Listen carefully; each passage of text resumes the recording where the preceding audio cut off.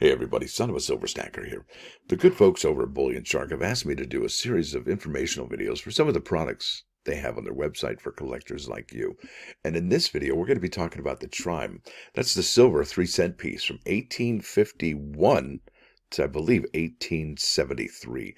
And it's a really interesting coin, and you got to know more about it. It's actually really an incredible piece of American history that I had no idea about until they asked me. But this is the smallest of the United States silver coins, called the Trime, all right, by the Treasury Department. It was authorized by Congress March 3rd, 1851. The first 3-cent silver pieces had no lines bordering. In fact, I'll show you that here in a second. The six-pointed star from 1854 through 1858, there were 2 lines, while issues of the final 15 years show only 1 line. Issues from 1854 through 1873 have an olive sprig over the 3 and a bundle of 3 arrows beneath. Nearly the entire production of non-proof coins from 1863 to 1872 was melted in 1873. And if you have one of these from 1863, 1864 to 1873, I would say you're a very happy camper. Let's go ahead and check those out on PCGS here in a minute. You won't even believe your eyes. Like I said, we're going to be talking about Bullion Shark and how they've asked me to go over the Trime. And I'll tell you what, I'm amazed at this particular coin. Let's go here to Wikipedia and I'll explain a little bit more about what's going on here. Here we are. This is a 3-cent silver, also known as a 3-cent piece, silver or Trime. All right. I've talked about some of the specifications here. It's 3 cents, 1851 to 1853. It was 80 grams. Later pieces were 75 grams. It's 14 millimeter. And folks, this coin was so small at 14 millimeters that you can actually bend it if you put enough force on it. The edge was plain. Now, the composition was 75% silver, okay? 75% silver up until 1854, when I think they bumped it up to 90% silver and 10% copper. The diameter was still 14 millimeters, got the plain edge as well. And it was struck in 2 different places. In the first year, it was struck in New Orleans for very low mintage or mintage run or something like that. Then you've had the Philadelphia issuances, and that was really the mainstay of what we had seen here. Now let's talk about the I guess it's the number 1, the type 1. That's the obverse of the type 1 right there. There's the obverse of the type 2 with the lines we saw, and then the 1 line for the type 3, and then the reverses here, the type 1 and the type 2 with the olive branches. Now let's keep on keeping on. I got to show you this. This is really incredible. This is the production of the type 1 from 1851 to 1853. According to numismatic historian Walter Breen, the new 3-cent coins were minted in large quantities. They are not joking here, folks. Went immediately into circulation and stayed there, despite mechanical difficulties in striking such a small piece. A total of 5 million, almost 5.5 million, were struck in Philadelphia in 1851. And check this out, in New Orleans, only 720,000. The latter would prove to be the only mintage of the 3-cent pieces outside Philadelphia. The coins were shipped directly to post offices for use with stamps. Wait, what? Yes, this particular coin was invented, that's right, to purchase stamps. You won't even believe it. Members of the public who wanted pieces were refused them by the mints, who advised them would-be purchasers to seek them at Treasury depository branches. Yeah, the coins were shipped directly to post offices for use with stamps. Could you imagine if the United States Mint did that today? That might be actually pretty interesting. Now let's keep on keeping on. I want to show you here. This is the type 3. All right, this is really interesting.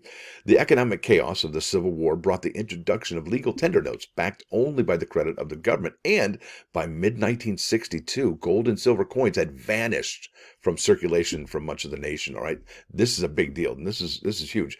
Their place taken by such makeshifts as fractional currency and postage stamps. What? Yeah, that was currency at the time. All right, the Trime remained in circulation longer than other silver coins, apparently due to the public misconception that it was still made of debased silver. That means lower quantity, right? By the autumn of 1862, it too was hoarded. That's right. And after 1862, folks, these are, well, they're not minted in high quantities. And the ones that did survive, well, remember, they got melted down. So if you do find these from 1863 to 1873, well, I'd say you probably won the lottery. Check this out. This is incredible. All right. It says here, by mid-1862, the gold and silver coins had vanished from circulation from much of the nation, in place taken by such makeshifts as fractional currency, postage stamps. The Trime remained in circulation longer than the other silver coins, apparently due to the public misconception that was still made of debased silver. But by the autumn of 1862, it was hoarded. Now, this is important, folks. with little point to issuing coins that would not circulate, mintage of the 3-cent silver dropped from 343,000 in 1862 to a mere 21,000 in 1863. That is nothing. That is a remarkably low number for United States mintages, a figure that would exceed only once 22,000 in 1866 throughout the remainder of the series. In March 1863, Treasury Secretary Salmon P. Chase wrote in a letter that the 3-cent silver had entirely vanished from circulation, proposing that it be issued in aluminum to avoid hoarding. Too late. Isn't that something? Now let's go over here. I want to show you here. This is the 3-cent postage stamp, and this is one of those stamps that it says here in 1840s and 1850s, lower postage rates and the advent of prepaid postage stamps transformed the mail system in the United States. The price of mailing a letter from coast to coast dropped from 40 cents in 1857 to 3 cents by 1863. Now, folks, that's exactly why this coin was invented, because of postage stamps. And I would imagine that, you know what a shadow box is?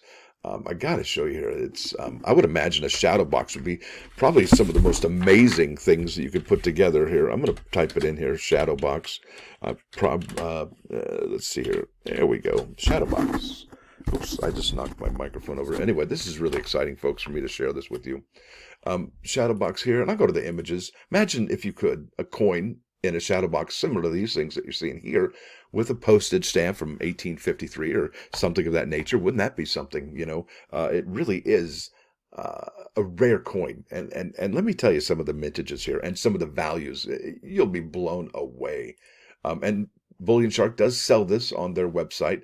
Now, I couldn't find out. This does have here, all right, look at that, the different types right there. As you can see, there's the reverse and obverses, and it is $89.95. The thing of it is, you got to see what these are worth on PCGS.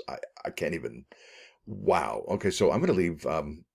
This is the 3-cent silver price guide on PCGS under price guide, and we have here 3-cent silver MS mint state. Okay. And we have type 1, small star. We have the type 2, large star with the 3 lines. We have the type 3, the large star with 2 lines. All right. And if you can see that, that's incredible. So look, generally speaking, the first issuance of any coin is probably the most expensive and the most highly sought after. Well, that's not necessarily the case for the 1851 Trime. They struck 5 million, well, about 5.5 million pieces. The year, that same year, remember, New Orleans struck 720,000. And then in 1852, there was actually an 1852, a 1 over an inverted 2. That's an error, and that's worth good money in high grades.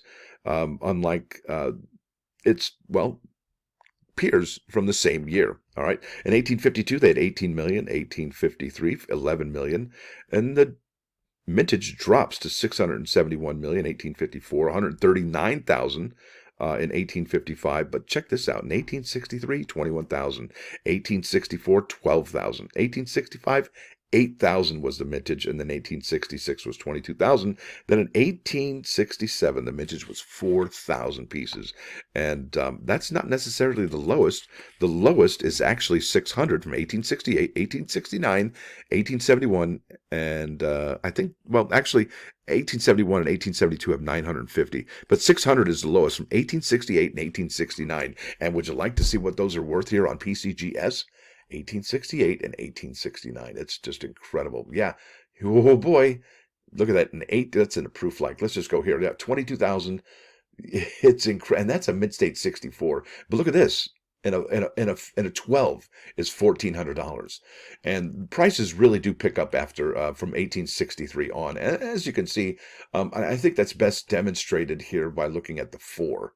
It's one of the lowest grades you can actually get. But let's check it out. So we're looking here 72, 72, 95, 72, 72, 75. Then it bumps up to 120 right there for that mid-state.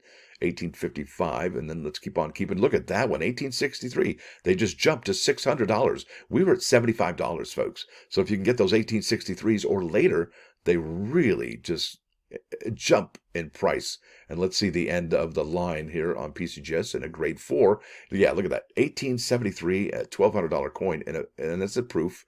Yeah, that's incredible, folks. It really is. And that's a cameo, deep cameo. And I don't know why I'm under proof. There we go. So Folks, this is an incredible coin, an incredible amount of history, and I want to thank the people over at Bullion Shark for giving me this opportunity to kind of explore this particular coin and learn about it. Typically, I focus more on the newer items from the United States Mint, but this is a wonderful opportunity to get to know it. And I hope you've learned something here today about this wonderful coin, and they do sell it over there. And look at this price. I mean, $89. And if you compare and contrast that to some of the prices you've seen here, well, on, PCGS, well, I would say that seems very, very reasonable at $89. Now, with that said, folks, I want to thank you all for hanging out this long on the video. Do appreciate you. And let in the comments below, let us know what you think about that and if you plan to pick one up. We'll talk to y'all later. Have a great day. Stacker out.